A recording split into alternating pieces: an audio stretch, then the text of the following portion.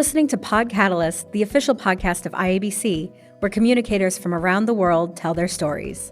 Let's get started with today's episode.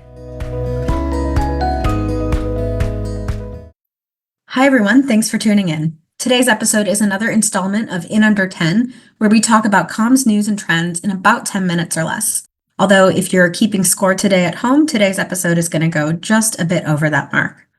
I had a chance to talk with Joe Spratt from McKinsey Company, and we got into the future of the communications profession, looking at views from the C-suite based on a series of in-depth conversations, interviews, and surveys with folks in that C-suite position that McKinsey Company had uncovered.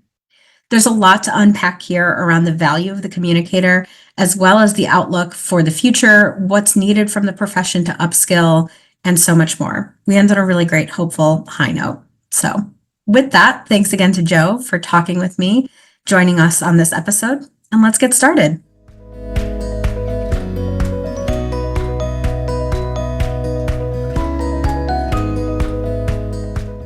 Hi, my name is Joe Spratt. I'm a communications expert at McKinsey Company, based out of Chicago, and I think that communications creates human impact as well as spreadsheet impact.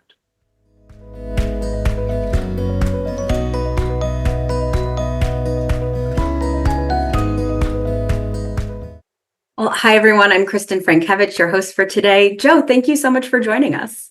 Hey, I'm so thrilled to be here. Thank you, Kristen. So today we're going to talk a little bit about the future of communications, specifically views from the C-suite based on research McKinsey Company did. And that research to date includes 100 plus client discussions, 40 C-suite interviews, and 5 in-depth CCO discussions. So by no means a small feat. Lots of great qualitative feedback to share, I'm sure. A lot. It was fascinating and eye-opening and affirming as well. Oh, good. Yeah. So, I had a moment to look at the report, and the first thing I wanted to kind of dig into with you is that there's this agreement that comms can serve as the conscience of the C-suite, but the gap there is that folks can see that as overreach at the same time. So, two-part question here. First, can you just give us a baseline understanding of what is meant by the conscience of the C-suite? And then as a follow-up, how do we as communicators tout this idea with a dash of humility? How do we use our influence for good, right? And win folks over? Yeah. Well, let's talk about what we mean by conscience of the C-suite and what we heard. So our conversations not only covered chief communications officers, but also CEOs, chief HR officers, and operations folks as well. So we tried to get a diversified opinion on it. And the idea of the conscience of the C-suite came up because CEOs in particular saw that comms needed to be in on discussions that involved strategy, operations, decisions that were being made so that they could advise the C-suite about what to do. This role of conscience applies to what I had referenced in my introduction. One is that comms can see the human impact of decisions or directions that the company wants to take. They can look across the broad ecosystem of stakeholders, and they can see how different people will react to a given situation.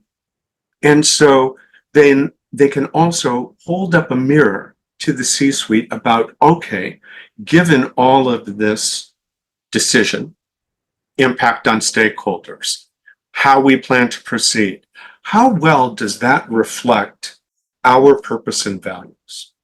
So that's what's meant by it. It can be seen as overreach if players in the C-suite view the communications role as essentially as a support function. We decide, you report. That is not what chief communications officers see as their value proposition. And from what we heard from our interviews, it's not what CEOs want either. One CEO, in fact, told us, he's like, I want comms to be sticking their nose in other people's business, right? Right. But it does, but because it creates it can create that sense of overreach. I think the area of humility comes in terms of style, and presentation. Hmm. And also asking questions, I think, rather than starting off with strong statements. So, tell me, I'm hearing that you want to close the XYZ facilities, and I understand that that's going to have a great cost savings. But what is going to be the impact certainly on employees, the communities?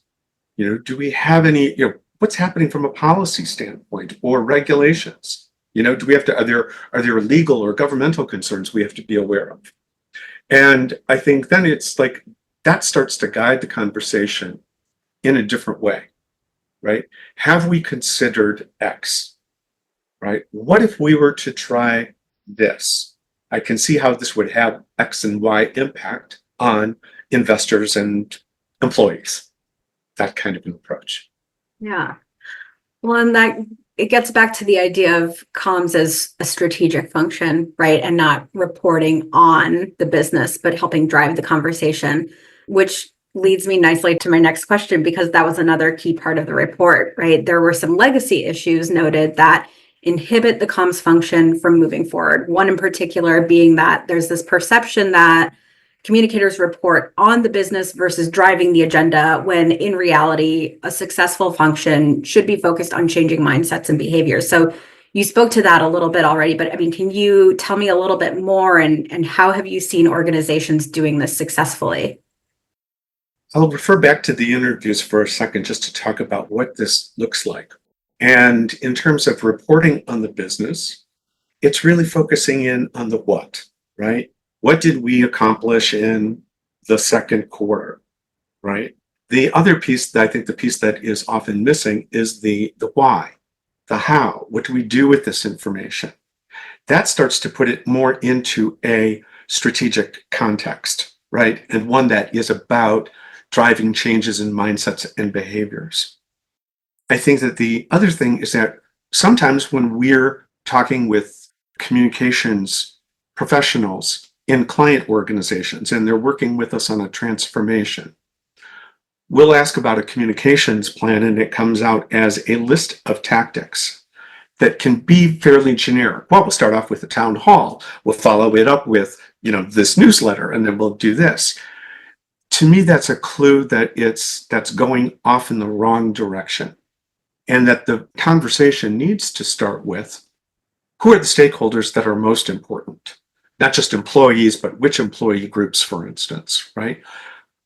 How do we need them? What do we need them to know, feel, do?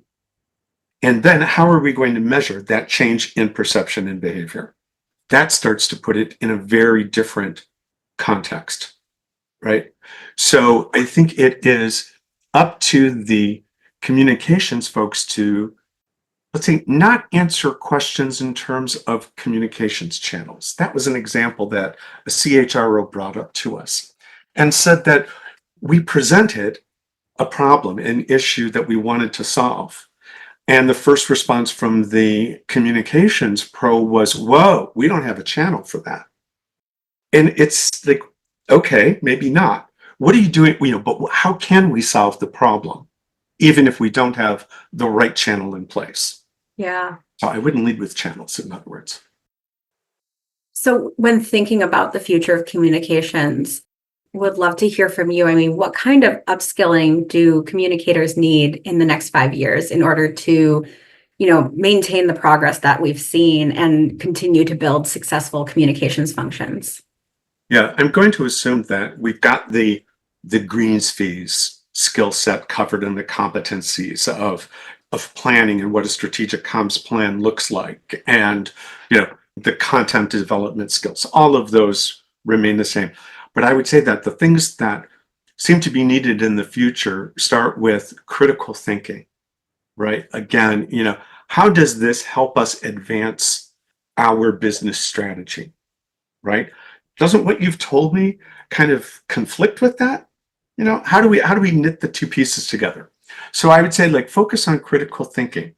Leading by influence, I think, is something that many comms people are naturally good at, because frequently we may not hold the level of power or, in an org structure, for instance.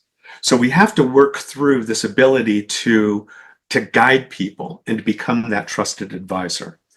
That I see as the prime skill that exists. It exists now. It needs to exist more widely across communications functions, departments, communities, however you want to define it. Okay. Then the third one, and I think this goes back to, asking the right questions and how to polish your style, but it is strong diplomacy skills. To think of yourself as a diplomat who needs to bring people together, knit together solutions, find 98 ways to say no without using the word, right? Those, I think, are the types of skills that are really needed. Yeah, the soft skills that are sometimes the hardest, but the most important. Absolutely. You took the words right out of my mouth. The soft stuff is the hard stuff. I know. Yeah. Right. The good title of book. Great. All right. Well, I want to end our conversation today with, if you could sum up the future of communications in 3 words, what would they be? Can I try it with 2 words? Yeah. Bonus points. To sum up the future of communications, I would answer it with 2 words. Why wait? This is such a prime moment for the field of communications, right? The media landscape has just shifted tremendously.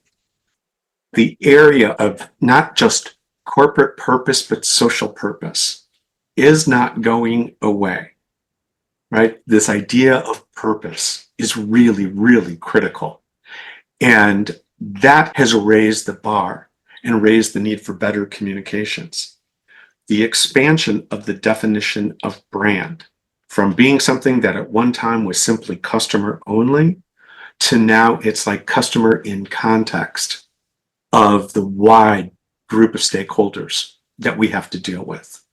All of these things, and I think for many companies, the pandemic was that turning point. Yeah. Where it really changed the perception of how and what the communications function should do. So I believe that now is the time to think boldly, to really practice your business acumen skills, really work on that balance. But time is ripe. Let's do it. That's great. Joe, thank you for sending us off on that high note. And thank you for the work you've done to support the communications profession. And the research is really interesting. So I appreciate your time today.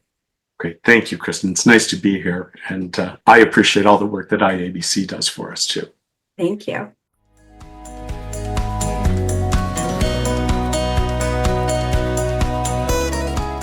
Thanks for listening to PodCatalyst, the official podcast of IABC.